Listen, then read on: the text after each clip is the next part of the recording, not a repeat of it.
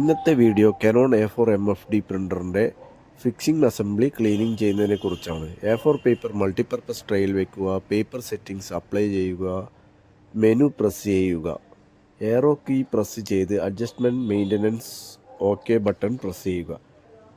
അതിനുശേഷം ആദ്യ arrow key press ചെയ്ത് cleaning fixing assembly OK button press ചെയ്യുക. ഇപ്പോൾ മൾട്ടിപർപ്പസ് ട്രേയിൽ വെച്ചിരിക്കുന്ന പേപ്പർ പ്രിൻ്റർ പിക്ക് ചെയ്ത് അല്പസമയത്തിന് ശേഷം ഫിക്സിംഗ് അസംബ്ലി ക്ലീനിങ് നടത്തിയതിന് ശേഷം പേപ്പർ ഔട്ട്പുട്ട് ട്രേയിൽ ഡെലിവറി ചെയ്യും.